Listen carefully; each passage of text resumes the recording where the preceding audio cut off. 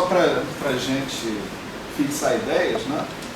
A história toda na aula passada foi a de que a gente conseguia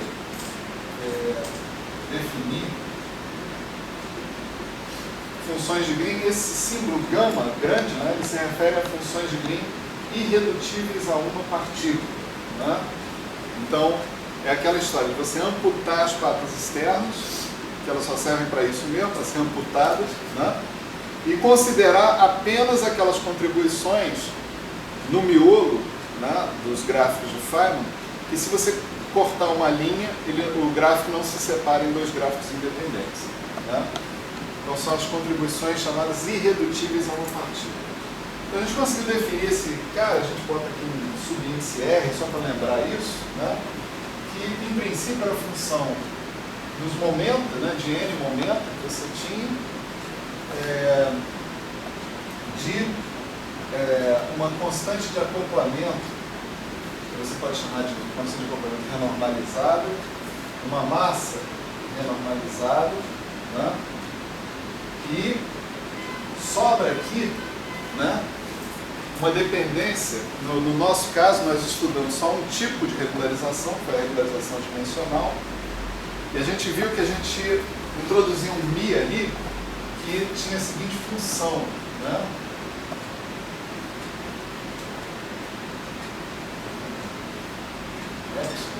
Entendeu?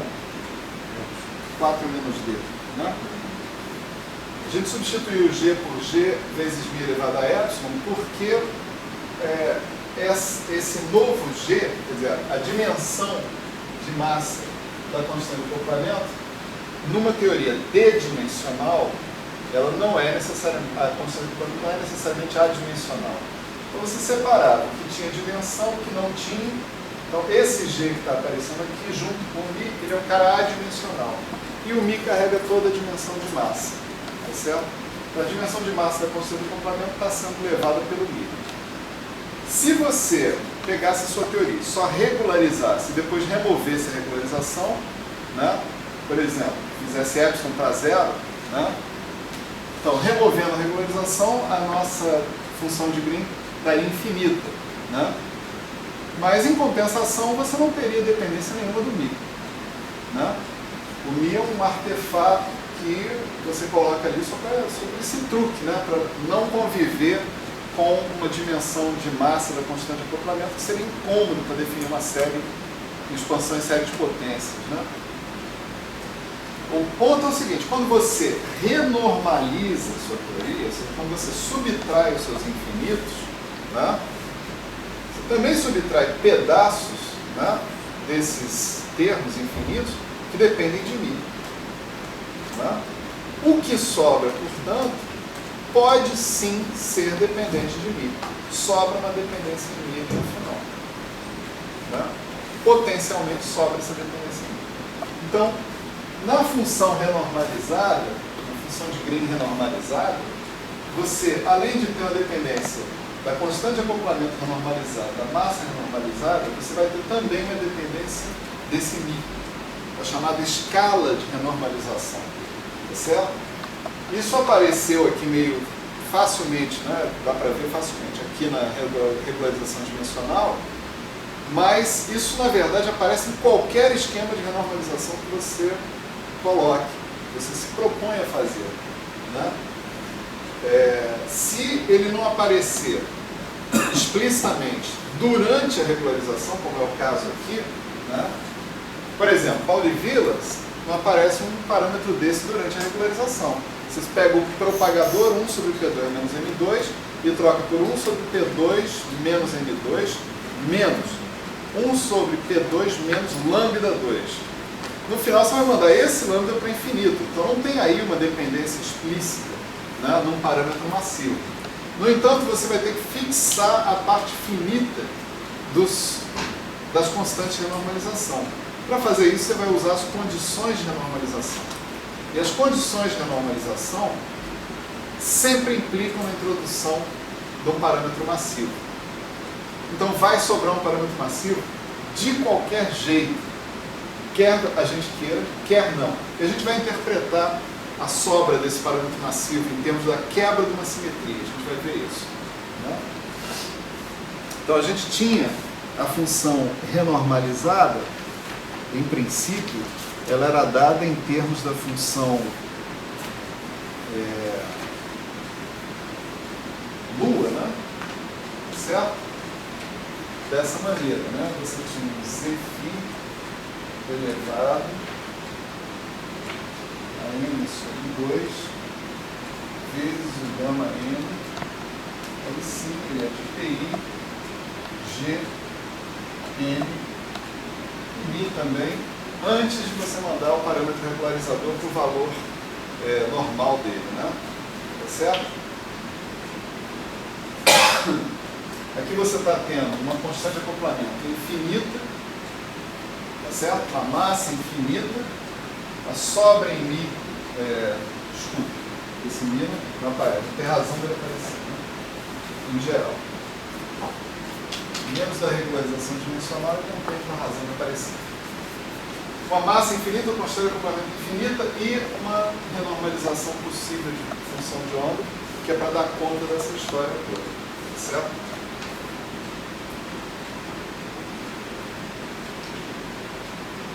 Maravilha. Então você pode agora, mantendo sempre epsilon diferente de zero, certo? Você pode escrever o contrário. Você pode pegar o seu gama n de pi, g e n e escrever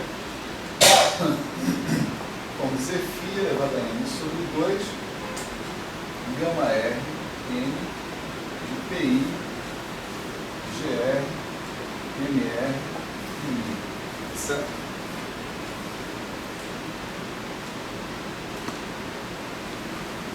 Uma coisa que você pode dizer com certeza é que o seu gama n é independente de mi.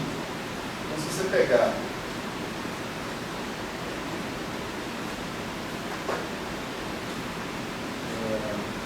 vamos fazer assim, estabelecer uma dependência total do gama n no mi.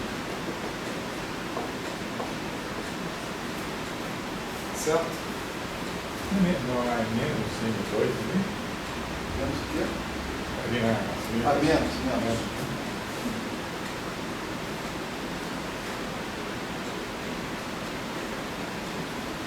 Então a gente pode escrever, vamos dizer assim, uma equação como essa, dizendo o seguinte: olha, na minha função não renormalizada, não tem nada aqui que dependa do mi, tá certo? Em princípio. Legal. Se eu proponho isso, né, por outro lado, né,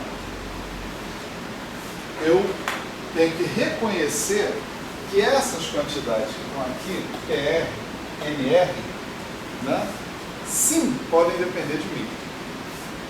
Tá certo? Porque você as obteve num processo de subtração das divergências. Tá certo? Então, já que mi d de mi, o gama n é zero, eu posso pegar o gama n, substituir por esse objeto aqui e ver o que acontece. Por que precisa botar aquele mi ali para fora? Só curiosidade. Esse mi aqui? É. Porque senão vai aparecer 1 sobre mi lá na frente, entendeu? E esse é o tipo de chamado operador de escala, né? Vamos dizer assim. Quando você tem, se você tiver x elevado a n, se você aplicar x dt x no x elevado a n, o que você obtém aqui é x vezes n vezes x elevado a n menos 1. Não é? Então você recompõe esse cara aqui, n x elevado a n. Né? Então, esse operador que está aqui, ele te dá a dimensão, vamos dizer assim, da potência que você está atuando na sua derivada, no seu polinômio, no seu monômio. Né? Quer dizer, esse operador aqui é equivalente a você multiplicar por n se você restringir a ação dele a um monômio. Tá certo? Então, esse comportamento, tipo assim, o que esse operador faz é cuspir a dimensão de escala desse cara. Se Se eu tivesse interessado na dimensão de posição desse cara, eu falava, ele tem dimensão de posição elevada a n. Quem mede isso? Esse operador x vezes x. Tá certo? É por isso que você botou. É uma frescura, né? Poderia não colocar, né? Mas vai ficar mais bonitinho depois. Esse Tendo mi feito nunca isso. pode ser zero, né? Mi? Porque senão aí estraga essa equação dele. Mi elevado a mi, no caso da regularização dimensional, É a massa. se o cara botar mi igual a zero, tá tirando no pé, né? Acabou. Tá certo? Ele precisa carregar, né, uma dimensão de massa, né? Mas em outros casos, tipo assim, até mi igual a zero é aceitável aqui, embora, vamos dizer, não seja o valor mais razoável para você colocar para o mi, pelo menos de saída, né? Mas no caso de você introduzir o mi através das condições de renormalização, até mi igual a zero é aceitável sim, né? Não tem problema não. No caso da regularização dimensional fica parecendo bobagem fazer isso, mas em outros casos não é tão óbvio isso. Então vamos substituir isso daqui aqui, né? Então a gente tem isso aqui, ó, mi d mi, lembrando que esses caras aqui podem ser função de mi, porque sobrou a possibilidade dessa dependência no procedimento de renormalização. Então aqui você tem zφ elevado a menos n sobre 2, gama r, n, vi, gr, vamos dizer de mi, mr de mi e o próprio mi, né? Então isso daqui vai me dar mi menos n sobre 2 zφ a menos n sobre 2 menos 1 dzφ, pode escrever assim, porque o zφ depende de outras coisas, também depende de mi, né? Certo? Vezes o gama R, N. Não vou escrever o argumento, é o mesmo argumento que está em cima, né? E aí vem mais zφ elevado a menos n sobre 2, e eu tenho mi d mi do gama R.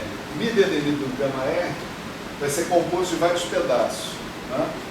Vai ser composto mi d mi, dependência explícita, né? Mais o mi dgr dmi d dgr, né? Mais mi dmr dmi ddmr gama R N. Certo? Lembremos que tudo isso é zero, né, no princípio. Né? Esse objeto aqui, né, você pode singularizar o zφ elevado a menos n sobre 2. Deixa eu ver uma coisinha aqui. Peraí.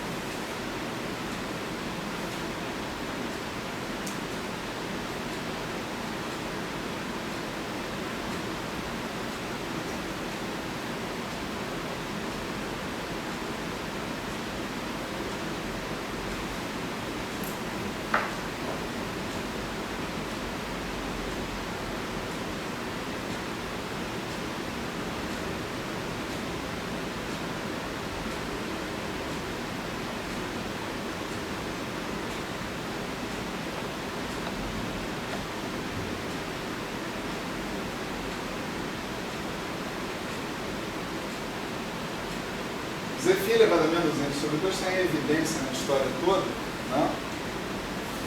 E aqui eu posso fazer o seguinte, né? Eu boto Zφ é menos n sobre 2.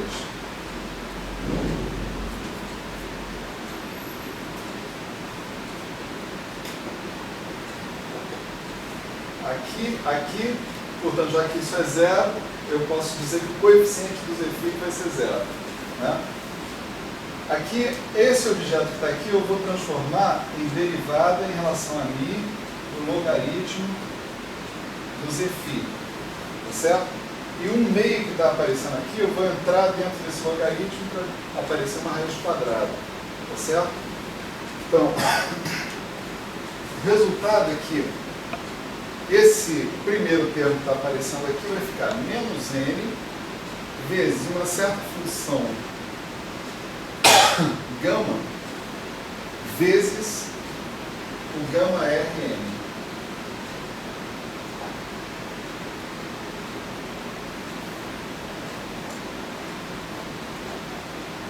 Certo? O que sobra aqui vai ser μ vezes μ mais um negócio que eu vou chamar de beta,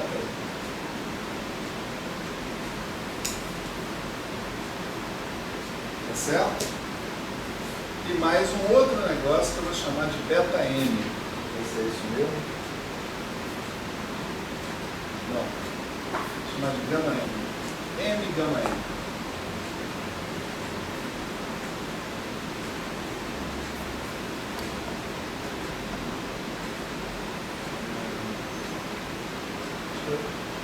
Tirar essa dependência aqui, deixa eu só voltar perto, depois a gente explica.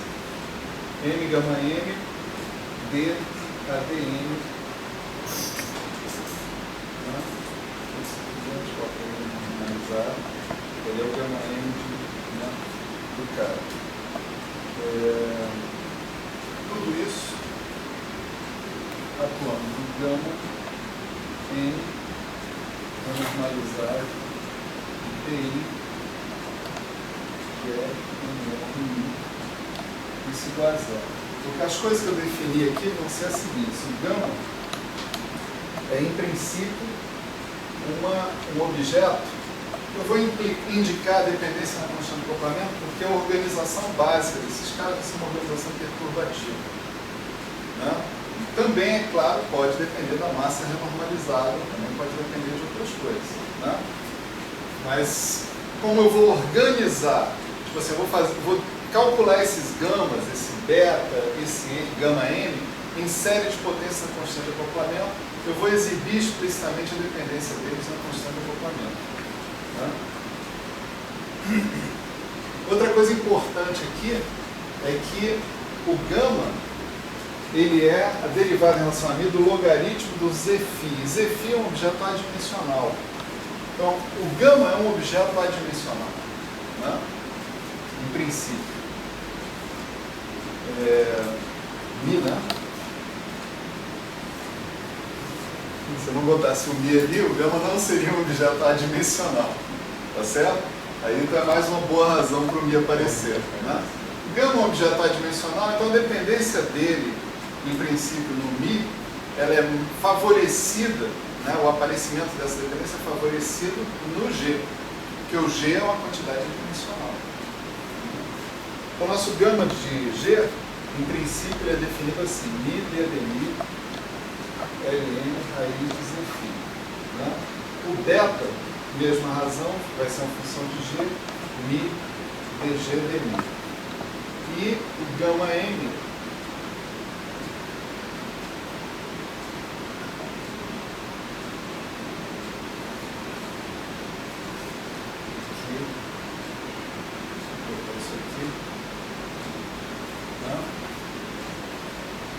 essas são as definições dessas funções que estão aqui. Então, se a gente quiser, a gente pode organizar agora essa equação de uma forma que vocês vão encontrar ela mais facilmente nos livros, né?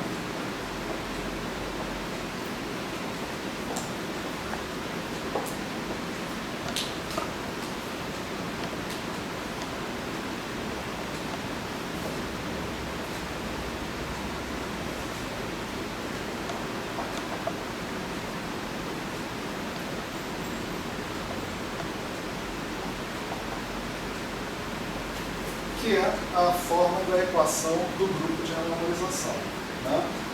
Então, basicamente, né, você já pode olhar para essa equação e entender algumas coisas, mesmo antes da gente... A gente vai trabalhar um pouco mais com ela, né? Mas mesmo antes de fazer esse trabalho, a gente já pode entender algumas coisas nessa equação. O que essa equação está dizendo é o seguinte, é que se você pegar o μ e fizer uma variação do μ, mudar o μ de alguma maneira, né, a sua função renormalizada, ela não é insensível a essa variação. Para ela ser insensível, era preciso que nada disso estivesse aparecendo. Né? Mi, d de mi do gama renormalizado, né, igual a zero. Né? Mas não, está aparecendo um monte de coisas aqui. Então, esse monte de coisas está aparecendo para dizer o seguinte: uma mudança no mi, né, é compensada, essa é a palavra, certo? Que é a soma dessas mudanças dá zero, né, na verdade. Então, a mudança no mi é compensada por uma mudança na constante de acoplamento, uma mudança na massa e uma mudança na dimensão dessa função de correlação. Isso eu estou antecipando, a gente vai ver isso com mais calma, tá certo? Então, são três coisas aqui que mudam para compensar uma mudança no mi, tá certo? Da onde vem essa necessidade de compensação? Do procedimento de renormalização. É o procedimento de renormalização que deixa uma dependência potencial em mi, tanto nas funções de correlação, quanto na constante de acoplamento, quanto na massa, né? E a gente vai ver na dimensão da própria função de correlação. Essa dimensão também é suscetível de mudança, tá certo? Por outro lado, o procedimento de renormalização, né, está intimamente associado com o fato de você estar trabalhando com coisas quânticas. Né? Se você estiver trabalhando, tem uma expansão chamada de semiclássica, né, onde, vamos dizer que na primeira ordem dessa expansão, todos esses termos aí são zero. Tá certo? A primeira ordem é a ordem independente de H cortado, a segunda ordem vai ser H cortado, a terceira H cortado ao quadrado, assim por diante. Né? Então, na ausência, né, de coisas, vamos dizer que esse cara aqui tende a 1, né, esses aqui tendem a 0. Né? Quando você está falando da primeira ordem, da ordem 0 H cortado. Né? Então, a presença de caras diferentes de 0 aqui, diferentes de 1 aqui, tá certo? É indicativo de efeitos quânticos sobre a sua função de correlação, tá certo? Então vamos ver isso mais em detalhe um pouco para frente, mas eu acho que só olhando para a equação já dá para perceber, tá certo, que é uma equação nada malandra, nada simplória, tá certo? Professor, Diga. chama-se grupo de renormalização porque tem alguma propriedade de grupo mesmo, né? E essas coisas, ou é só nome? Você vai ver agora que a gente tem, a gente vai relacionar essa equação com as transformações de escala, tá certo? As transformações de escala formam um grupo, né? Então, se você fizer duas transformações de escala, você vai ter uma terceira transformação de escala, etc. Agora. Não vou falar mais nada, porque senão eu vou estragar a surpresa. Certo? A gente vai ter que voltar a falar da transformação de escala. Quer dizer, há uma relação, essa coisa de grupo, né? Ela vem um pouco disso, né? Desse negócio. Mas a verdade também é a seguinte, você pode sim fazer duas renormalizações em sequência, né, finitas, vamos dizer assim, você vai ter uma renormalização diferente. Né? Entre duas renormalizações infinitas, tem uma renormalização finita relacionando. Né? Legal. Então,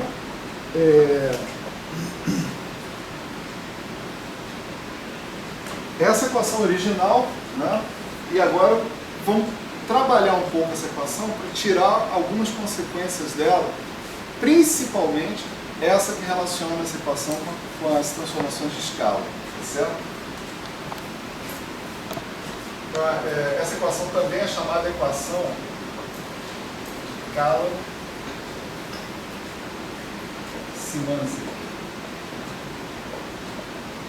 Szymanczyk é o mesmo Szymanczyk da construção de Szymanczyk, né? Tá certo?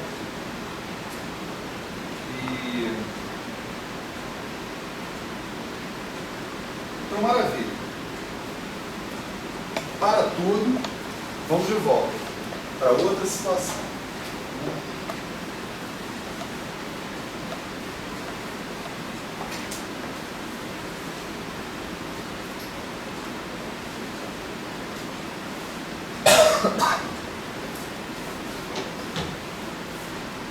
Vamos supor que eu pego o meu gama n, tá?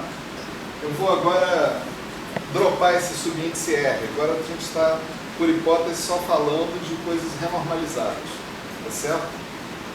Então, eu vou dropar o subíndice R e vou imaginar o comportamento da minha função de correlação renormalizada, né? Em função de um reescalonamento nos momentos, tá certo? Por um fator T. T não é o tempo, atenção. Podia chamar de alfa, não tem problema nenhum, né? Então eu estou simplesmente pegando e considerando todos os momentos, né, numa escala diferente. Por exemplo, eu posso dobrar todos os momentos. Então, cada momento eu substituo por 2 vezes ele, ou por 3 vezes ele. Mas é o mesmo fator para todo mundo. Isso aqui é a coisa interessante, né? Então isso é um tipo de transformação de escala e a gente não chegou a calcular, não é muito importante para a gente calcular isso, né?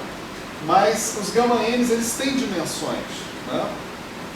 Isso dá para ver mais ou menos fácil, né? Você vê, os g's, né, das funções de Green, como a gente definiu, eles são valores esperados no vácuo de produtos temporalmente ordenados de campos. Os campos têm dimensão, então os g's têm dimensão, tá certo? Os g's são obtidos de uma transformada, os gamas são obtidos de uma transformada de Legendre do funcional gerador da parte conexa. Então os gamas também você tem que esperar que vão ter dimensão, tá certo? A dimensão correspondente ao que você faria na transformada de Legendre. Então esse cara tem uma dimensão, essa dimensão é a dimensão de massa que eu estou falando, que a gente pode calcular. Então o comportamento de um cara desse para uma transformação de escala, eu diria que é o seguinte: em primeiro lugar seria T elevado a D, onde D é a dimensão de massa, né, da nossa função de correlação, da nossa função de Green, vezes o próprio γ-n dos PIs, né, mas para onde foram parar os T's, né? Os T's têm que ter ido parar em algum lugar, né, associado com os parâmetros dimensionais que estão ali na jogada, tá certo? Se você tira o T do PI, esse T tem que ir parar em algum lugar onde haja dimensão para ele. Vamos dar um exemplo aqui, por exemplo, um exemplo bem babaca, né? O γ2 de TP, né? O γ2 em um loop, né, vamos dizer assim, você vai ter ele assim, T2 menos M2, né? Ele era P2 menos M2, onde M é a massa renormalizada, né, em um loop. 2 loops não, aí tem mais uma correção, né, que eu teria que ver. Mas isso aqui eu posso escrever como P2 menos M2 sobre T2, certo? Então a dependência em T que estava no P, ela foi parar no M, né? Ela é herdada pelos outros parâmetros, né? Isso não tem nada a ver com física, isso é análise dimensional, simplesmente. Então o gama não é uma função de escala homogênea, que vai no teorema de Euler, senão você não tinha botar um. Não. Em geral eu não posso supor isso. Então, beleza. Eu vou fazer aqui umas definições. Vou chamar de M', M sobre T. Vou chamar de Mi', Mi sobre T. Certo? Esse cara aqui vai ser um M' de T.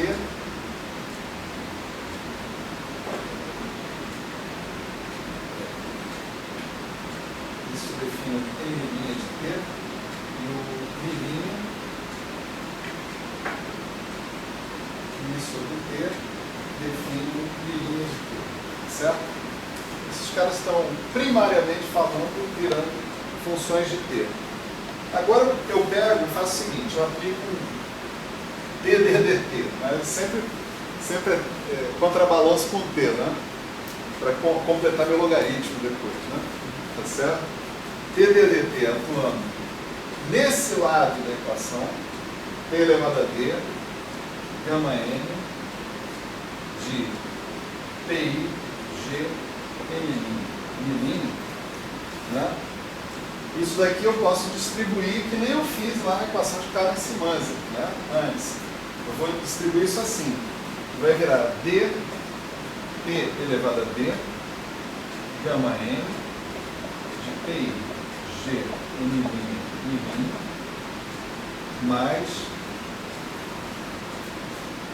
T, D'M', DT, D'M', mais T, D'M', DT, D'M'. Tá certo? Tudo isso, T elevado a D, gama N, de PI, G, M'. Certo? Então, eu simplesmente estou verificando o efeito de aplicar esse operador desse lado dessa equação. Tá certo?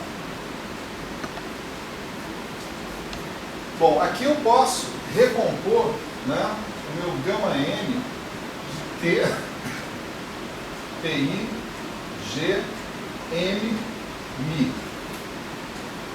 Tá certo? Hipótese básica que eu fiz lá.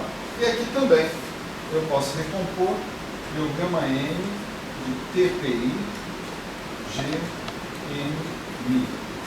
Né? Resultado, né? Antes de falar a palavra resultado, vamos fazer mais, né? Essa coisa aqui, T, D'M', DT, D'M', eu explico assim, D'M', DM, D'M', onde aqui eu inverto, né? Se M' é M sobre T, M é M' vezes T. Né? Então, Dm vezes D'M' dá T. Né? D'M' dt dá menos 1 sobre T2 vezes N. Não é isso? Então, o T daqui junto com outro T daqui vai dar T2, cancelar o T2 que está lá embaixo. Então, esse cara todo aqui, ele se transforma em menos N dDm. Certo? Idem, eu posso fazer com o Mi aqui, o T, D'M', DT, D'M', né? Eu posso pegar o D'M' e fazer D'M', isso vai dar menos Mi, D'M'. Certo?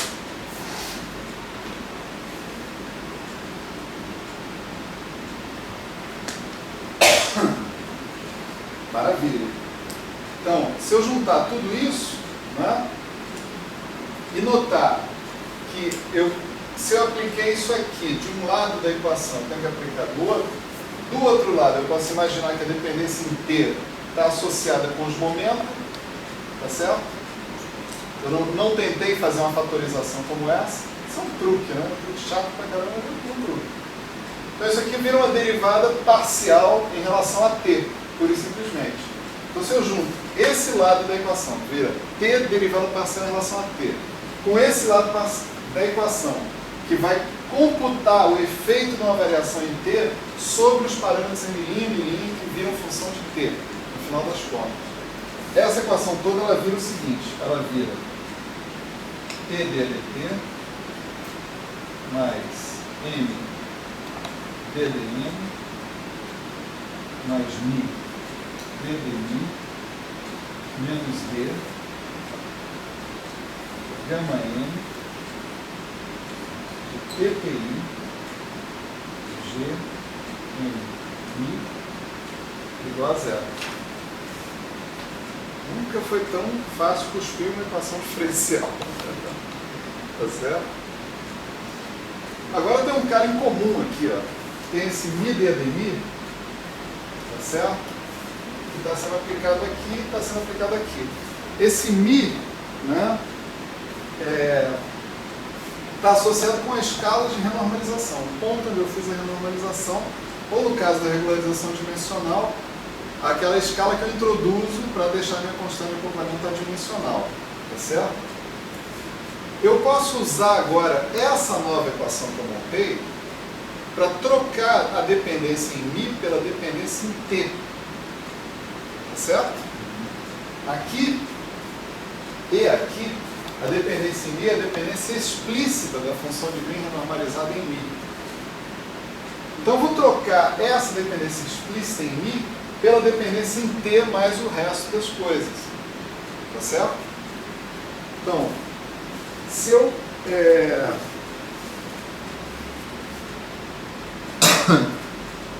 substituir agora DDMi dessa equação por o Mi DDMi dessa equação, a Mi DDMi do gama N é igual a menos T menos M mais D, né, vezes o gama N. Né?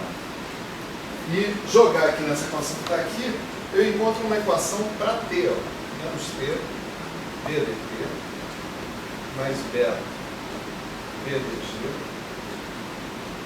menos mais N gama N menos 1 DDM mais D menos N gama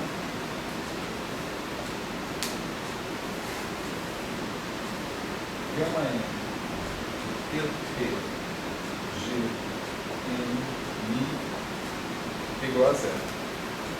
Certo? Implícito aí é o seguinte, que onde eu tinha uma dependência em Mi, agora eu tenho uma dependência em T. Tá certo? A diferença é que nessa equação aqui eu vejo exatamente qual é o efeito, né, de uma mudança em T. Uma mudança em T equivale a você mudar o regime de energia que você está trabalhando. Tá certo? A mudança em Mi é um negócio meio assim, bom, você quer mudar, você muda. Não sei o que. Mas essa equação, ela abre para nós, né, um outro campo de visão. Ela fala assim, na verdade aquele parâmetro Mi, lá do grupo de renormalização, que aparece em função do procedimento de renormalização, ele está controlando para mim o regime de energia no qual eu estou trabalhando. Se eu trocar, né, a dependência desse parâmetro Mi por um parâmetro T, que eu sei que está relacionado com a transformação de escala dos momentos da minha teoria, né, eu tenho uma equação que relaciona tudo isso, que vai fazer tudo isso. Tá certo? Daqui eu posso imaginar que o meu G renormalizado vai ser um G de T. Tá certo? Ele era um G de Mi, ele vai virar um G de T, implicitamente falando. Né? A minha massa renormalizada vai virar um M de T. Né? E as outras funções, por exemplo, aquele gama M e o gama, vão ser gama M e gama de G de T. Tá certo?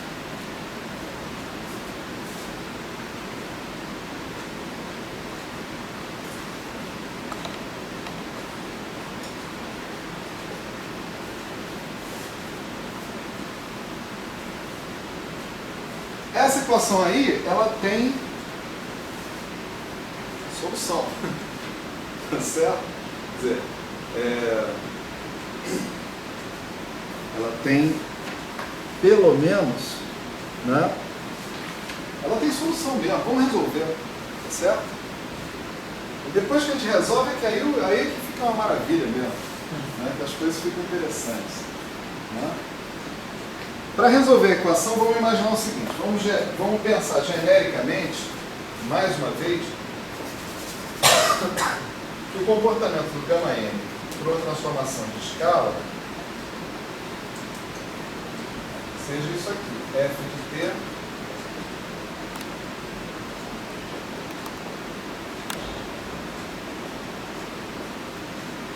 certo? De modo que se eu aplicar t dt, né? Mais uma vez, desse lado vira t d rho de t, né?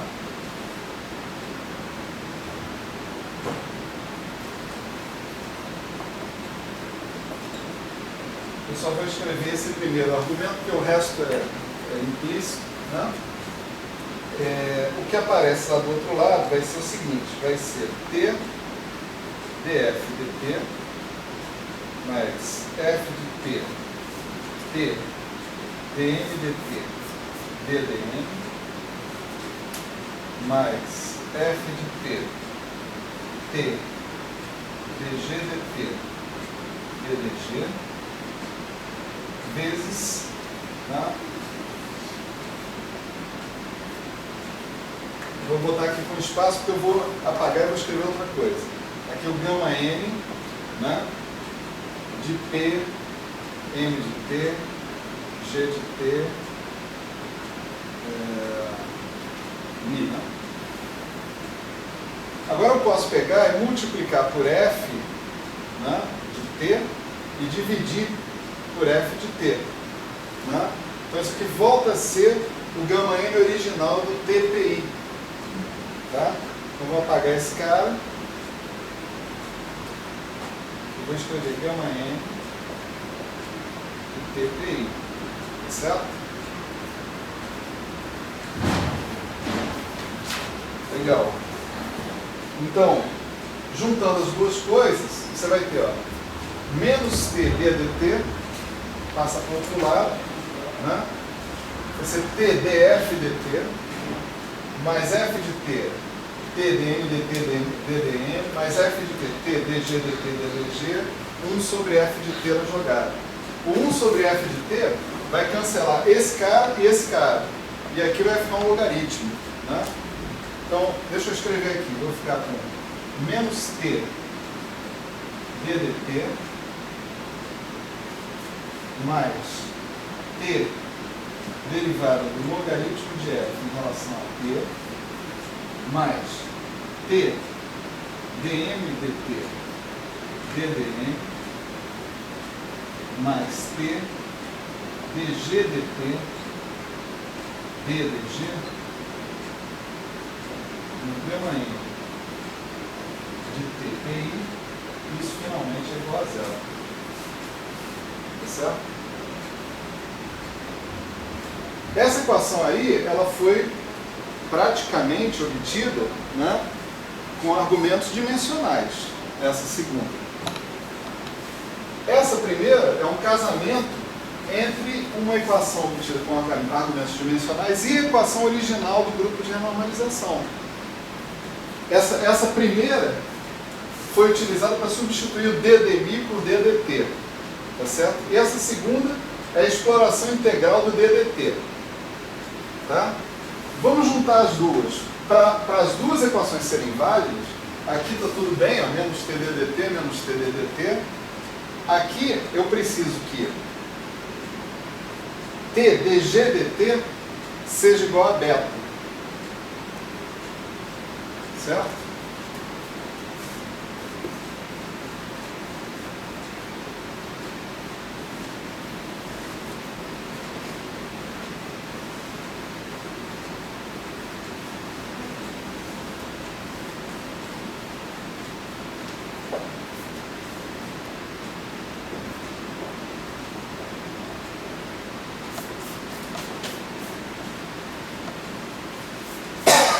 Prosseguindo, né?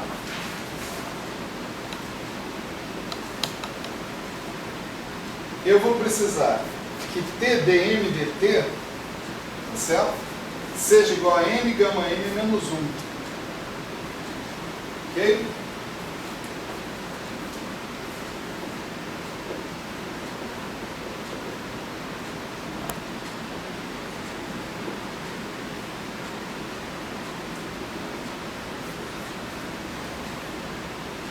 E eu tenho essa outra aqui, ó. Tá? Derivada do logaritmo de f em relação a t, né? T dt disso, tem que dar esse pedaço, né? D menos n gama. Tá certo?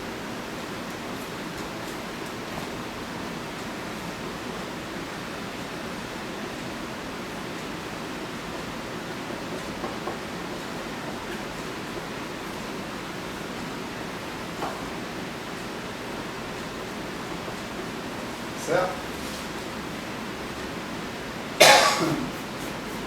A última equação, a gente pode integrar, né, para obter a solução. Essa última é fácil, né? Você pega e passa 1 sobre t para cá, né? Tá certo? Nós vamos integrar isso aí entre t igual a 1, que é quando não tem mudança nenhuma, que é a função de Green nos momentos pi, e um t arbitrário. Então, fazendo isso, eu tenho isso aqui, ó, ln de f, né? Calculado entre 1 e t, né? Vai ser, do outro lado, integral entre 1 e t, dt' de d sobre t', né? Menos integral entre 1 e t dt' de m gama de g de t' sobre t'. Certo? Essa daqui vai me dar logaritmo de t', né? D logaritmo de t' entre 1 e t. Então dá D logaritmo de t, né? Que é logaritmo de t elevado a d, né? Certo? Menos, né? Isso aqui é isso aqui mesmo. Não tem outra saída.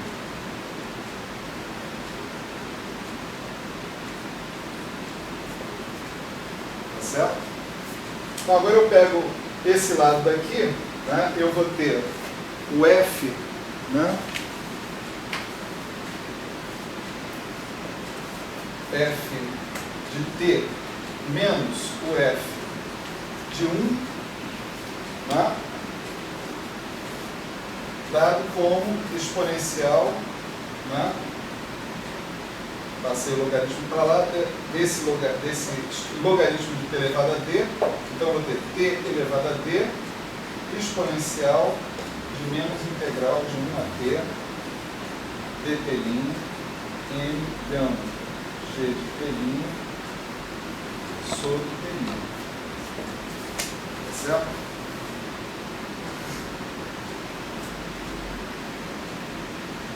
Só um probleminha aqui, que o cara está me dando que o f de 1. Ah não, o f de 1 é 1. Tá certo? Desculpa. F de 1 é 1. Tá? Quem é o f? Né? O f é esse comportamento aqui, né? Eu escalo o cara, eu tenho f de t. Então, se o t for 1, isso aqui tem que dar 1 mesmo. O m de 1 tem que ser m, g de 1 tem que ser g, então eu tenho condição de contorno para tudo isso. O m de 1 tem que ser a massa renormalizada, o g de 1 tem que ser a carga, a condição de contorno renormalizada, etc. Então, o f de 1 é 1. Né? Mas eu tenho um logaritmo aqui. Então, tem o logaritmo de f de t menos o logaritmo de f de 1, que é 0. Então, esse termo aqui não está presente. Eu estou sendo preciosista. Vou colocar ele aqui. Né? Então, f de t está definido aí. Certo? Olha só que interessante.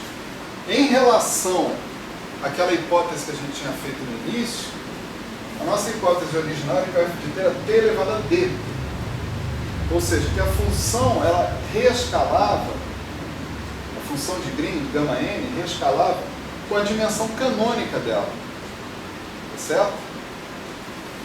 Isso não tem problema nenhum. Isso foi uma hipótese correta. Mas a gente poderia ter lembrado que, além da dimensão canônica, poderia ter um fator adimensional envolvido na história para fazer a escala. É exatamente do que se trata esse fator que está aqui.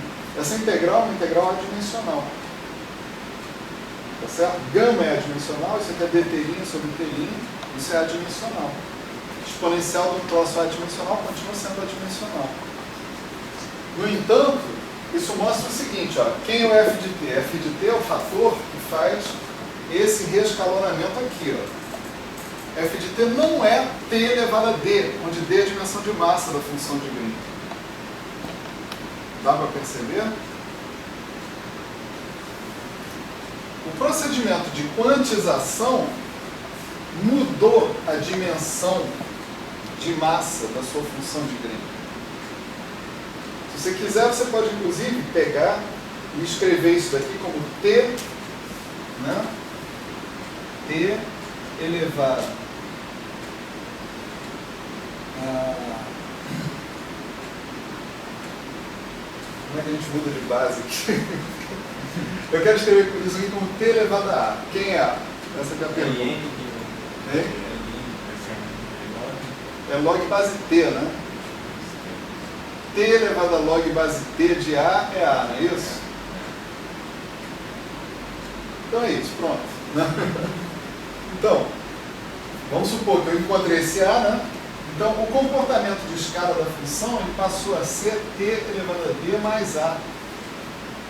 Tá certo? Então, a função de Green não escala mais com a dimensão canônica de massa dela. Ela escala com uma dimensão canônica mais uma outra dimensão que você chama de dimensão anômala. Tá certo? Quem controla isso é essa função gama. Tá certo? Se essa função gama for zero, não tem dimensão anômala. Mas ela ser zero, né, significa que você não tem renormalização de função de onda. Tá certo? E se você tiver renormalização de função de onda, você vai ter uma função gama diferente de zero. Porque a função gama foi definida, agora eu não espero que vocês se lembrem, não está escrito mais aqui, né? Mas ela foi definida como mi dd do logaritmo de z, zφ. Tá certo? Então essa função gama vai aparecer, no caso da teoria φ4, vai aparecer no cálculo a 2 loops, porque o zφ só aparece no cálculo em 2 loops. Né?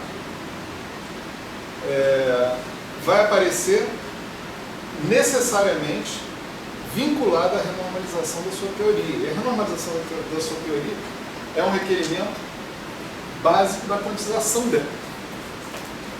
Se você quantiza, você renormaliza. Se você renormaliza, você tem dimensão anômala. Se você tem dimensão anômala, você tem alteração do comportamento de escala da sua função de Green. Sua função de Green não escala mais com a dimensão canônica original dela, ela escala com uma dimensão anômala. Isso significa, né, no final das contas, que a sua simetria de escala, mesmo que você a tivesse na sua teoria original, ela foi para o espaço. E a simetria de escala pressupõe que todos os seus objetos têm um comportamento por transformações de escala muito bem definido. Uma teoria sem simetria de escala, né, ou uma teoria com invariância de escala, você poderia imaginar que os seus campos fossem sem dimensão, por exemplo, e que você não tivesse esse D que está aqui fosse, sei lá, podia ser até zero. Né? Então, você ia imaginar, tem um objeto aqui que é invariante de escala. Quando você faz a versão quântica da sua teoria, seu objeto escala com esse A, com esse objeto aqui. Deixou de ser invariante de escala. Tá certo? Então essa é a primeira, uma das primeiras, né? E uma das grandes consequências da equação do grupo de renormalização. A simetria de escala o grupo de renormalização não é mais grupo. Tá certo? A simetria de escala vai para o espaço, está quebrada, no nível quântico. Tá certo?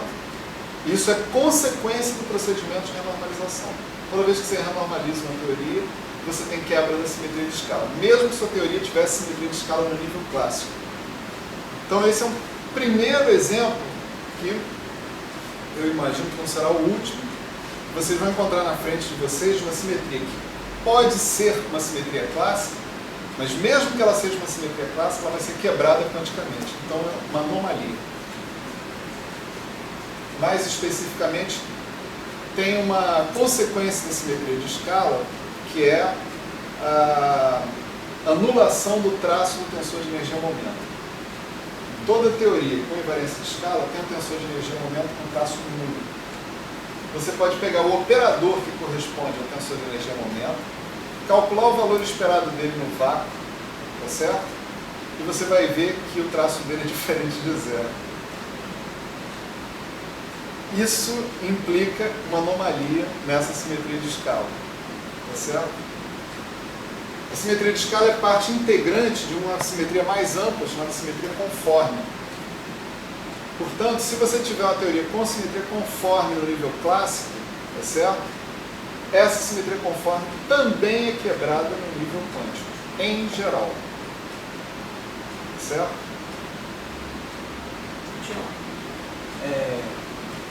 Essa quebra da simetria de escala não vem de você enfiar, no final das contas, colocar uma massa numa teoria que não necessariamente tem, isso é geral.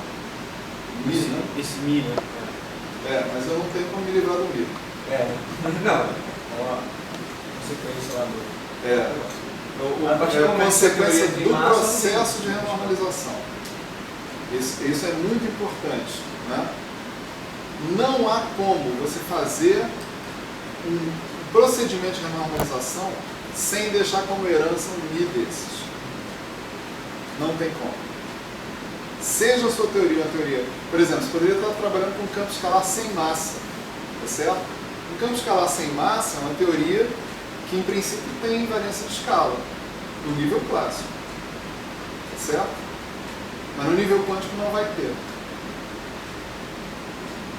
Mas ele tem razão. Se coloca a massa, não tem jeito que você vai. Nem invariância conforme, nem escala. Pois é. Então é uma consequência sine qua non, direta. Mas precisa. Eu estou indo mais longe, né?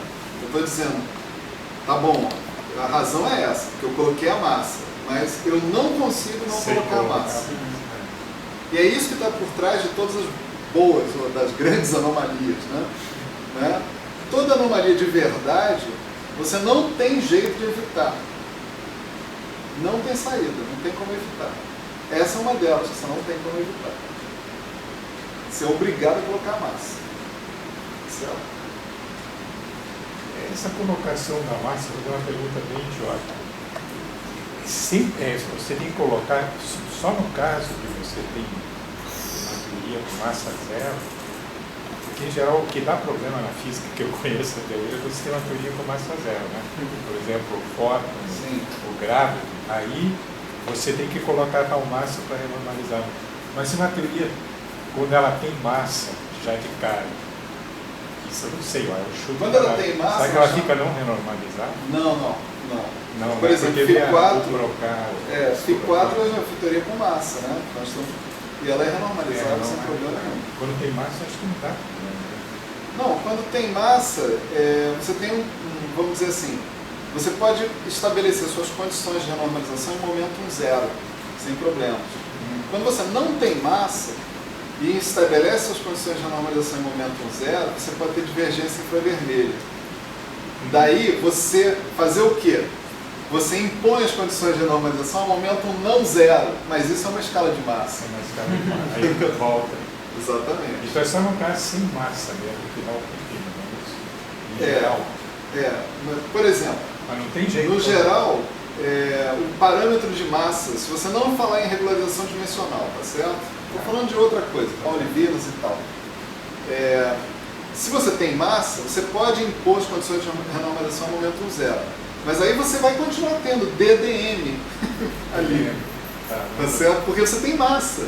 A massa vai correr, ela vai ser renormalizada. Sim, mas aí não ao invés de ser o parâmetro μ, vai ser o parâmetro m. Mas aí não quer fazer a brincadeira de escala, porque já quebrou. Já está quebrado. Desde o início ela já quebrou. Não existe. Então, assim, quando você tem massa, não tem graça. Já está se quebrando a simetria desde o nível clássico. Mas se você não tem massa, aí você é obrigado a usar condições de normalização a um momento diferente de zero para escapar de divergência infravermelha. Então, e aí aparece uma massa. Você sempre vai ter anomalia quando você é normalizado. Não tem jeito. Sempre. Tem jeito de melhorar mais. Tem com a massa, né? Esse é você pode se dizer um teorema. Simetria conforme é quebrada no nível quântico, de uma teoria de campos. Eu acho que o único jeito é a gente acabar com as partículas sem massa, que só tem uma por hoje em dia, né? Só o fóton. Se o fóton tivesse massa, acabava o problema aqui. Não tinha mais, tudo nada desse controle. Pois é. Neutrino já foi, né? Neutrino já foi. O grato. Tem os gluons. Tem os gluons. São 8, hein? E o gráfico até agora? Tem o gráfico, esse desconhecido. Bom, eu vou aproveitar o meu F que eu escrevi, né, para escrever a solução, então, dessa equação que está aqui, ó. Tá certo?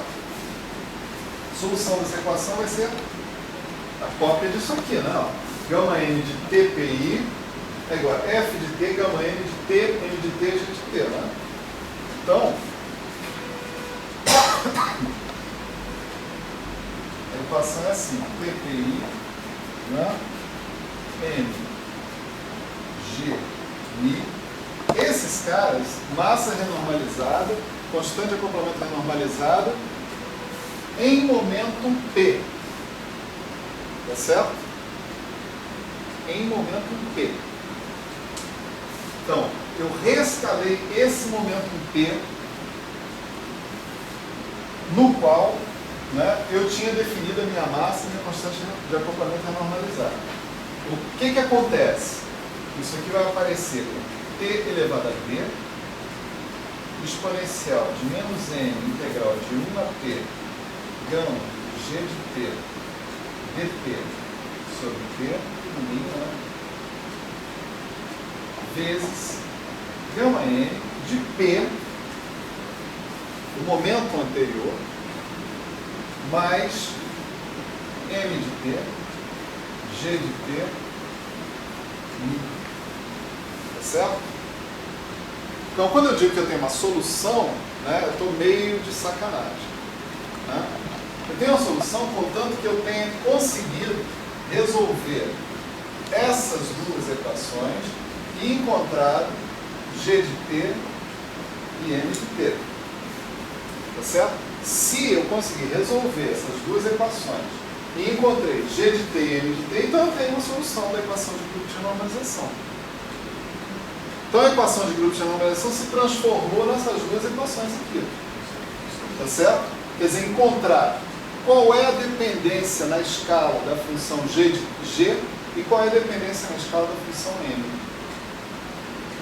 Tá certo? Se eu encontrei isso, o que essa equação está me dizendo? Ela está me dizendo que a teoria, né, no momento TPI, tá certo? Acho que eu falei errado antes, desculpa.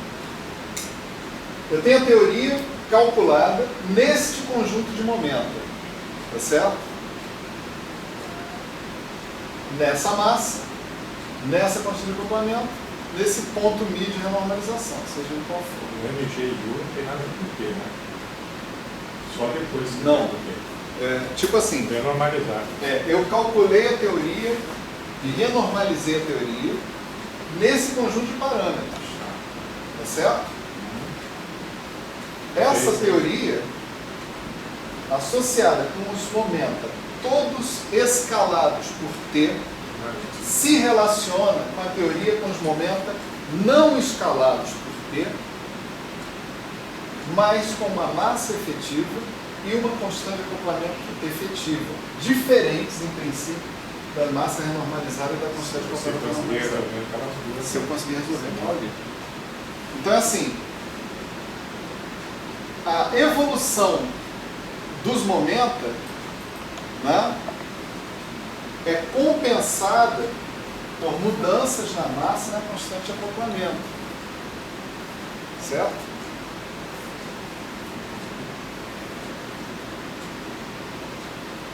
É isso que permite a gente considerar QCD renormalizável, QCD perturbativo. QCD é Quantum Chromodynamics, a teoria da interação forte, uma teoria de calibre, né? E se supõe, aí a gente vai trabalhar um pouquinho isso agora, né?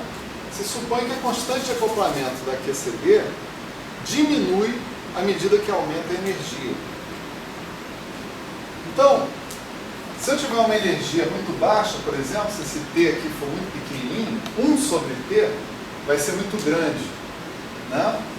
Então, você está num momento pequeno, você pode ir para um momento alto com uma constante de acoplamento para compensar esse cara que está aqui.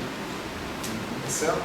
O resultado é que se essa constante de acoplamento for pequena, você pode pegar esse cara que está aqui e fazer teoria de perturbações e justificar a sua teoria de perturbações que você está aplicando aqui o tempo inteiro. Né? Justificar dizendo o quê? Eu estou trabalhando com teoria de perturbações porque a constante que eu tenho que usar é uma constante pequena. Né? Agora, eu não posso fazer isso em todas as escalas de comprimento da QCD. Eu só posso fazer isso numa escala de comprimento onde essa constante de comprimento seja pequena. Tá certo? A QCD não vai muito para frente. Limite pequenininho, né? Exatamente. Então, só para a gente fechar isso aqui, né, eu quero dizer para vocês como é que, por exemplo, se comportaria uma teoria se a gente tivesse dois comportamentos distintos da função beta. Né? Aqui eu estou falando da função beta, mas a gente também poderia tentar analisar o que acontece em função da massa. Né? De repente a massa também diminui e você vai para uma teoria que é efetivamente sem massa. Né?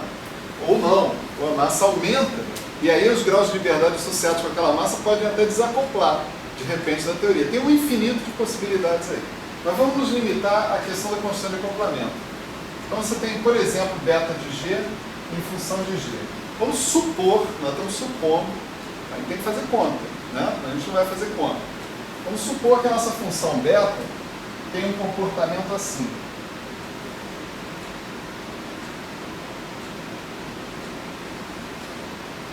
Aqui seja um certo G0. Tá certo? Se essa função beta tiver esse comportamento, né, você imagina o seguinte: qual é a tendência, né, do que possa acontecer com você se afastar um pouquinho do G0? Né? A função beta, o que é a característica distinta dela aqui, é que ela é positiva. Portanto, a taxa de variação do T, né, da constante de acoplamento efetiva, G de T, é positiva. Então, se você tender, se você aumentar um pouquinho o T, a sua constante de acoplamento vai tender a aumentar também, tá certo? De modo que ela vai tender para esse G0. Vamos supor que o nosso gráfico continuasse aqui, tá certo? A partir do G0, a nossa constante de acoplamento, a função beta ficava negativa. Então, se você tendesse, se ela é negativa, então o aumento do T vai fazer com que a constante de acoplamento diminua. dg dt menor que 0. Então, se você puxar a coisa um pouquinho para cá, ela vai tender a voltar para cá. Esse G0, então, ele fica conhecido como chamado ponto fixo ultravioleta. Se você fizer o T tender a infinito, numa situação dessas, a constante de acoplamento tende a esse valor G0 e fica parado ali. Tá certo? O zero é chamado um ponto fixo infravermelho. Tá certo? Porque se você fizer o T tender a 1, né, ou a 0, né, o logaritmo de T tende a 0, a função é crescente também. Se você fizer ele tender a 0, ela tende a 0. Pura e simplesmente. Tá certo? Então, a sua teoria, o limite dela em altas energias, não é uma constante de acoplamento nula, e sim uma constante de acoplamento fixa, dada por um certo G0 que ninguém sabe quem é. Essa é uma equação profundamente não perturbativa na sua essência, né? Para resolver essa equação, você tem que ter resolvido a teoria quântica inteira. É claro que as pessoas não fazem isso. Então as pessoas supõem que haja um limite perturbativo onde você possa fazer teoria de perturbações e tal. E nesse limite você resolve essa equação para G pequeno. Então você calcula alguns poucos coeficientes da função beta, resolve a equação e vê o que está acontecendo dentro de todas essas suposições, né? Agora, olha que interessante o que acontece se a sua função beta, agora, ela tem esse comportamento, aqui mesmo é G0. Ele inverte tudo. Quando você tem o t tendendo a infinito, tá certo? Como a função beta é negativa, a constante de acoplamento tende a diminuir. Então ela tende para zero. Quando o t tende para zero, a sua constante de acoplamento tende a aumentar e vai para o G0. Inverte as coisas. Essa situação que está aqui, ela é chamada de liberdade assintótica.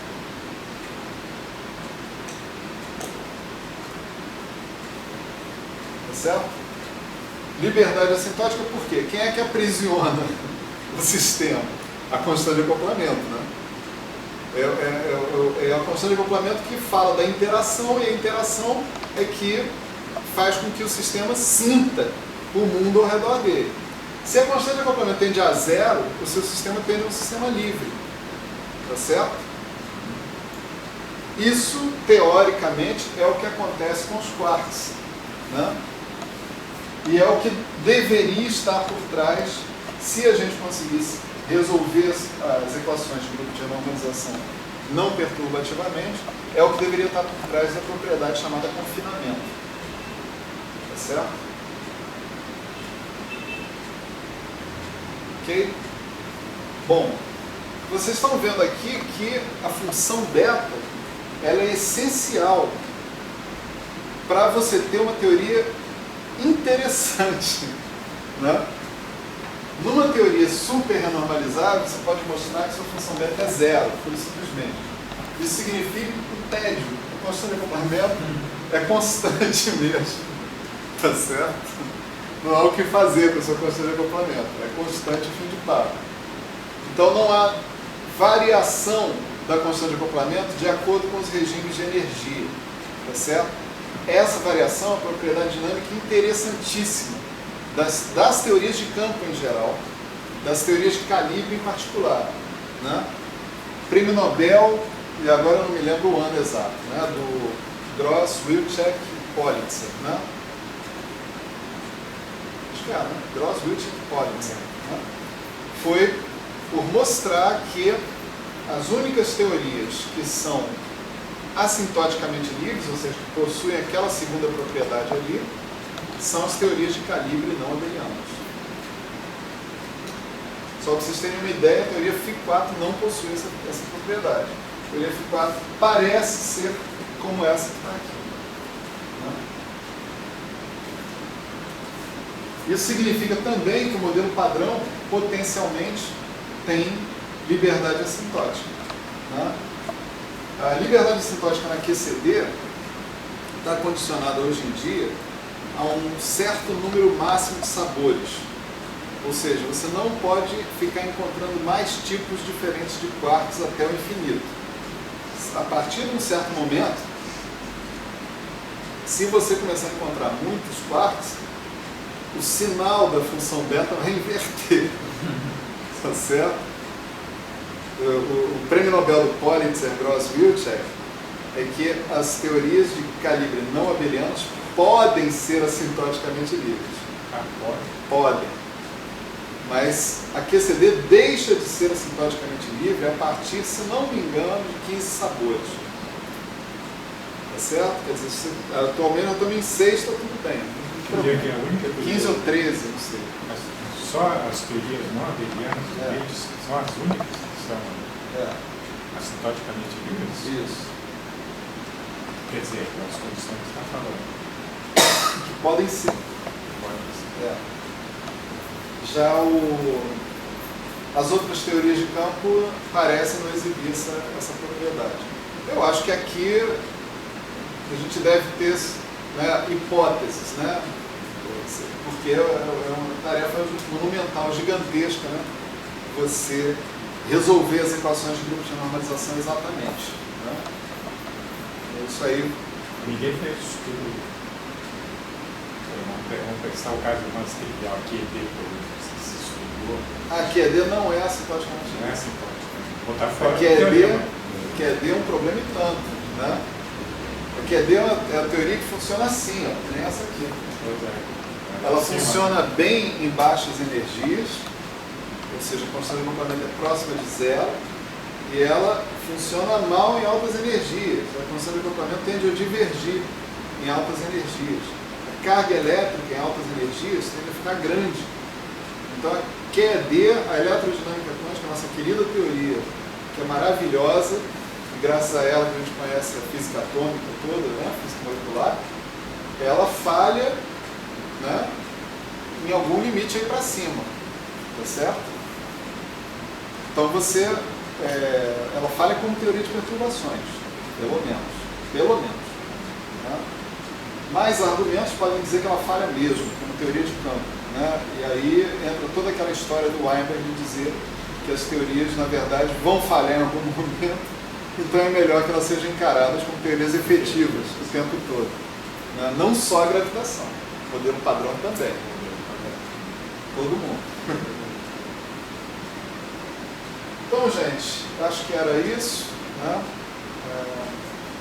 Como eu disse no início do curso, né, a ideia desse mini curso foi apresentar uma série de técnicas, né, de teoria de campos que vão ser cobradas, né, no futuro, nos cursos de interações fundamentais que eu e o Elael vamos dar. Né? Então, da agora em diante, o próximo curso de interações fundamentais vai ser amplamente avisado para todo mundo, né, que quem quiser fazer esse curso de interações fundamentais tem que passar pelos vídeos dessas aulas e das aulas que o Elael está dando nesse verão também sobre SUN. Tá certo?